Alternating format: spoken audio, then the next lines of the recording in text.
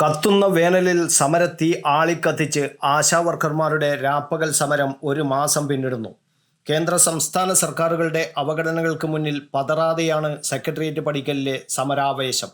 അടുത്ത തിങ്കളാഴ്ച സെക്രട്ടേറിയറ്റ് തന്നെ ഉപരോധിച്ച് അവകാശ പോരാട്ടത്തിനുള്ള പുതിയ പോർമുഖം തുറക്കുകയാണ് ആശാവർക്കർമാർ. കഴിഞ്ഞ ഫെബ്രുവരി 10 കേരളത്തിലെ വിവിധ ജില്ലകളിൽ നിന്നുള്ള ആശാവർക്കർമാർ സെക്രട്ടേറിയറ്റ് പടിക്കൽ രാപ്പകൽ സമരവുമായി എത്തിയത്.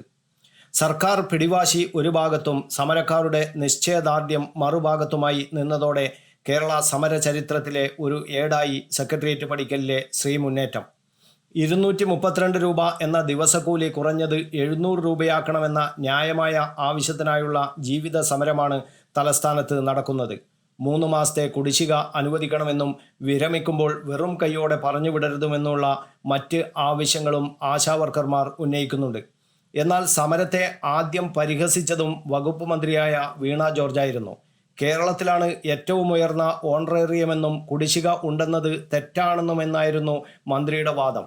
കണക്കുകൾ നിരത്തി സമരക്കാർ മന്ത്രിയുടെ വാദം പൊളിച്ചതോടെ സമരത്തിന് പിന്നിൽ അരാഷ്ട്രീയ സംഘടനകളാണെന്നായി പുതിയ കണ്ടുപിടുത്തം. CPM സംസ്ഥാന സെക്രട്ടറി MV ഗോവിന്ദനടക്കമുള്ളവർ അരാഷ്ട്രീയ സംഘടനകൾ സമരത്തിന് പിന്നിലുണ്ടെന്ന ആരോപണം ഉന്നയിച്ചു. ഇതിനിടെ ഭരണപക്ഷ തൊഴിലാളി സംഘടനാ നേതാക്കളും അവഹേളനം തുടർന്നു. എളമരം കരീം അടക്കമുള്ള നേതാക്കൾ സമരത്തെ അവഹേളിക്കുന്ന പ്രസ്താവനകൾ നടത്തി. പൊരിവെയിലിൽ വെന്തുരുകിയ സമരക്കാർക്കിടയിൽ മഴ ആശ്വാസമായപ്പോൾ വലിച്ചുകെട്ടിയ ടാർപോളിൻ ഷീറ്റ് വരെ പോലീസ് അഴിച്ചുമാറ്റി. അപ്പോഴും സമരം പൂർവാധികം ശക്തിയോടെ മുന്നോട്ടു പോയി. രാഷ്ട്രീയ പാർട്ടികളുടെ പിന്തുണയോടെയല്ല സമരമെങ്കിലും ഐക്യപ്പെടാൻ ഇനി ആരും ബാക്കിയില്ല. കേന്ദ്രമന്ത്രി സുരേഷ് ഗോപി, പ്രതിപക്ഷ നേതാവ് VD സതീശൻ, രമേശ് ചെന്നിത്തല, AK ആന്റണി തുടങ്ങിയ നേതാക്കളടക്കം സമരപന്തലിലെത്തി പിന്തുണ അറിയിച്ചു.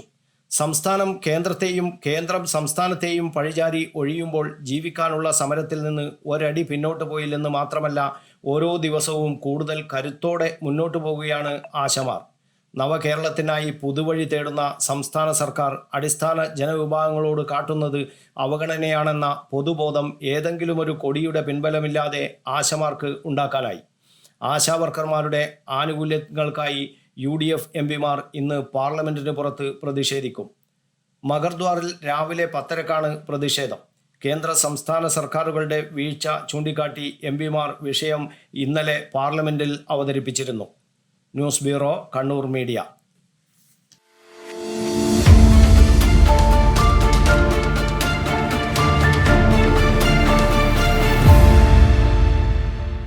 വിവാഹ പർച്ചേസുകൾക്ക് കുറഞ്ഞ പണിക്കൂലിയിൽ സ്വർണം മുൻകൂട്ടി ബുക്ക് ചെയ്യാൻ അഡ്വാൻസ് ബുക്കിംഗ് സ്കീം. പണിക്കൂലിയിൽ 50% വരെ ഡിസ്കൗണ്ട് നേടാൻ മൈ ഗോൾഡ് സേവിംഗ് സ്കീം. പണിക്കൂലി ഒന്നുമില്ലാതെ സ്വർണ്ണാഭരണം സ്വന്തമാക്കാൻ ഗോൾഡൻ പട്ട് സ്കീം. എന്നും വിശ്വസ്തയോടെ സ്വർണം സ്വന്തമാക്കാൻ ആരാധന ജ്വല്ലറി, കുവൈറ്റ് ആൻഡ് കണ്ണൂർ.